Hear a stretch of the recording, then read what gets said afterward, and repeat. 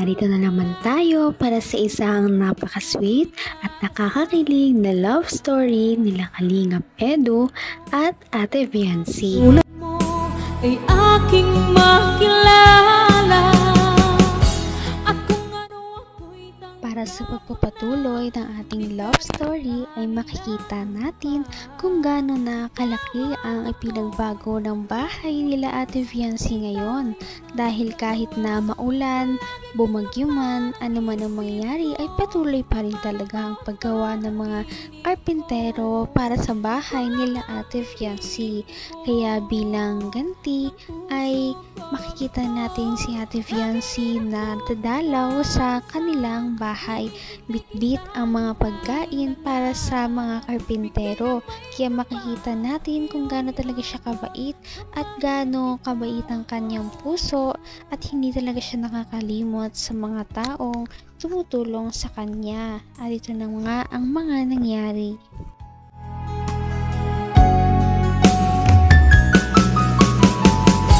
Ang nais ko lang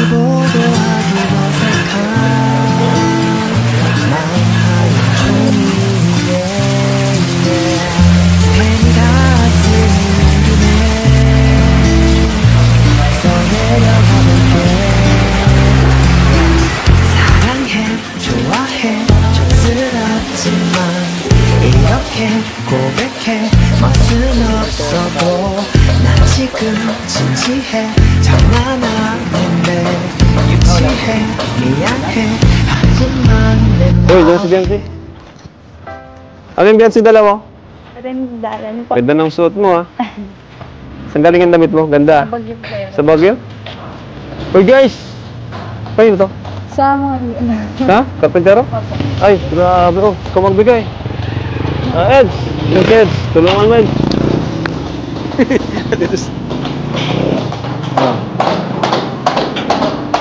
Tulong. Kailangan tulong sa paglalakad.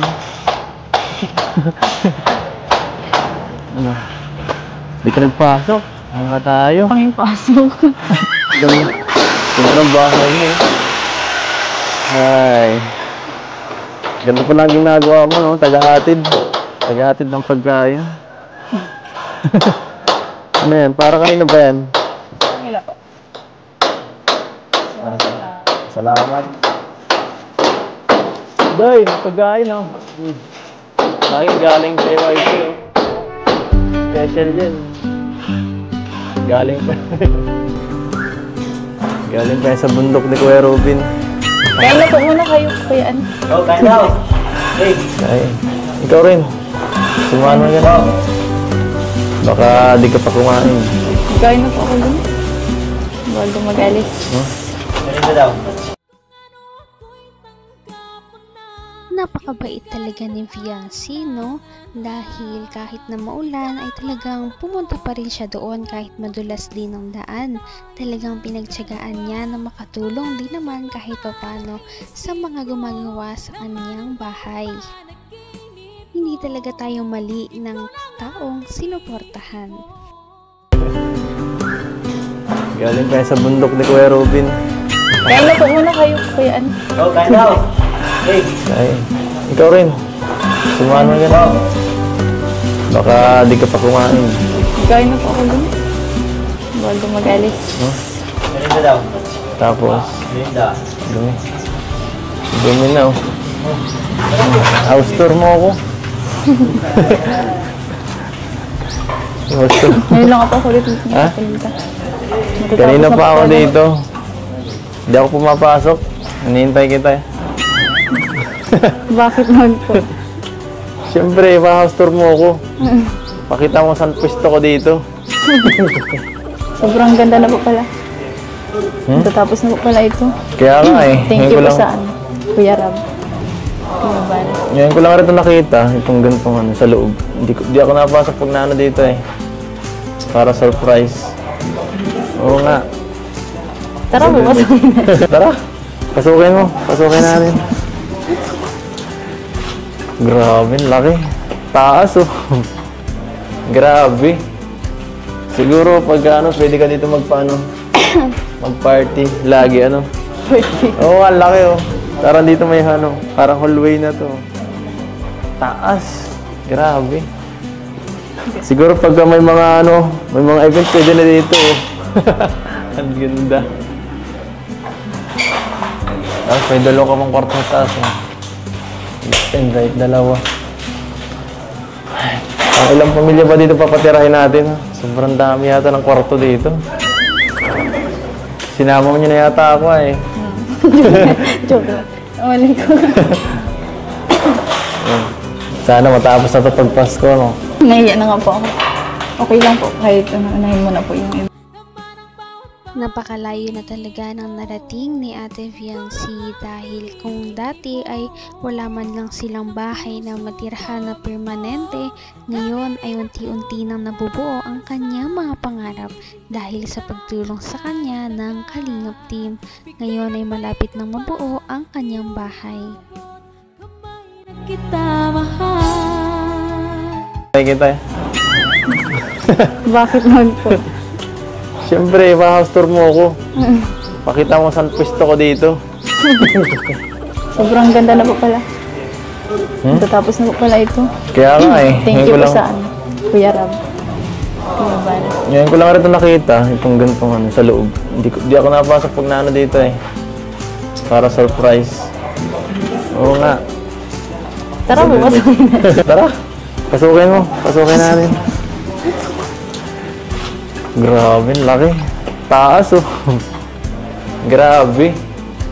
Siguro pag ano, pwede ka dito magpaano, mag-party. Lagi ano. Oo, ang laki oh. Parang dito may ano, parang hallway na to. Taas. Grabe. Siguro pagka may mga ano, may mga event pwede na dito oh. Ang ganda. Tapos may dalawa ka pang kwarto sa taas oh. Left and right, dalawa. Ang ilang pamilya ba dito papatirahin natin? Sobrang dami yata ng kwarto dito. Sinama mo niyo na yata ako eh. Joke lang. Mali ko. Sana matapos na ito pag Pasko, no? Nahiya na nga po ako. Okay lang po, kahit unahin mo na po yung iba. Kahit doon po kami muna ulit magpasko sa bahay. Sa bahay namin. Huwag na. Tapusin na natin to. Papatagalin mo pa eh. Sa akin, hindi ka nahihiya. Napapagod ako. Pinapahirapan mo ako. Layo-layo nun. Abot ako alas 12 kagabi. Sorry na, bossing. Mas maigi dito. Mga 15 minutes lang. Okay na. Bilis lang. Kahit pabalik-balik ako dito. Ganda dito. Pero Para sa mga hindi nakakaalam, ang bahay ni Ate Fiancy ay talagang one of a kind dahil sa buong istorya ng pagpapagawa ng Kalingap Team sa kanilang mga beneficiaries, ang bahay lang ni Ate Fiancy ang nagkaroon ng groundbreaking ceremony at nagkakaroon ng 2 palapag. Kaya sobrang swerte talaga ni Ate Fiancy. Ngunit pinapatunayan naman niya na deserve niya talaga ito. Abot kamay na kita. Sa bahay namin. huwag na. Tapusin na natin to. Papatagalin mo pa eh. Sa akin, hindi ka nahihiya. Napapagod ako. Pinapahirapan mo ako. Layo-layo nun. Abot ako alas 12 kagabi. Sorry na, bossing. Mas maigi dito. Mga 15 minutes lang. Okay na. Bilis lang. Kahit pabalik-balik ako dito. Ganda dito. Pero, sana matapos na, ano? Sige, tara. Hindi ko na. Dito ma-celebrate. Ma-celebrate tayo dito ng Pasko. Joke lang. Bagong taon. Ano? Wala na paano ba yan? Wala na Hong Kong. Sana tayo mag-celebrate ng ano? Ng anniversary. Dito na lang muna siya. Dito na lang tayo mag-celebrate. Okay lang kahit saan eh. Okay lang. Kasama ka, okay lang. Saan? Kahit saan. Kahit nga doon lang sa bahay niyo, okay lang eh. Ano? Opo, kahit saan.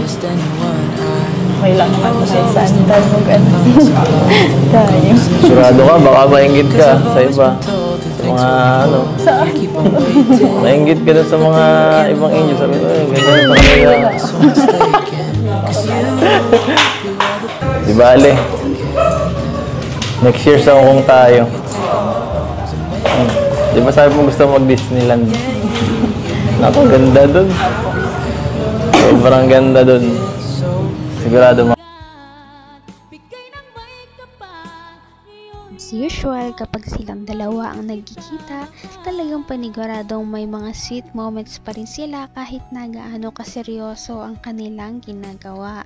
Kaya nakakatuwa pa talagang panoorin ang love team na ito dahil hindi talaga sila nakakasawang panoorin dahil sa kanilang ugali at chemistry. Napaka-sweet talaga nila at napakabait ng tambalang ito kaya maraming sumusuporta. Kaya naman, sana ipatuloy natin silang suportahan at mahalin si Viancy, si Kalingap Edu at ang Kalingap team. Yun lamang at maraming salamat sa panonood. Abangan natin kung magkakatuluyan ba talaga si Kalingap Edu at Viancy. Hanggang sa muli. Bye! Ngayon'y abot